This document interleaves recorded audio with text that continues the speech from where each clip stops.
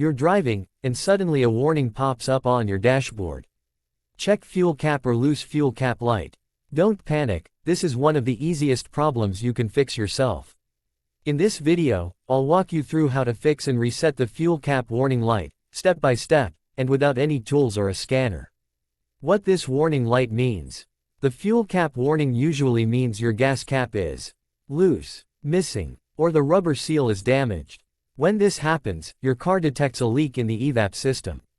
That can reduce fuel efficiency or even trigger a check engine light. How to fix it? Step 1. Turn off the engine and open your fuel door. Step 2. Remove the fuel cap and inspect the rubber gasket. Look for cracks, wear, or any dirt that could prevent a proper seal. Step 3. Clean both the cap and the filler neck with a cloth. Step 4. Reinstall the cap and tighten it until you hear 3 clicks.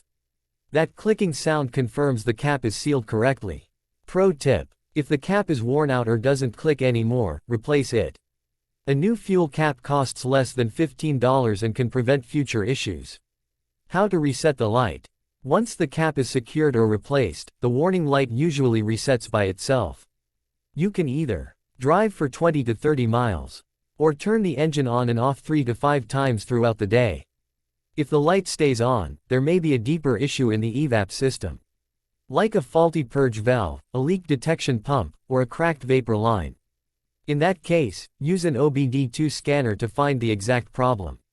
If you don't have a scanner yet, I've tagged the ones I personally recommend below this video. They're reliable and work with most vehicles. Still having trouble? Drop your car model and year in the comments. I'll do my best to help you directly. If this video helped you, hit the like button and subscribe for more quick car repair guides. Thanks for watching.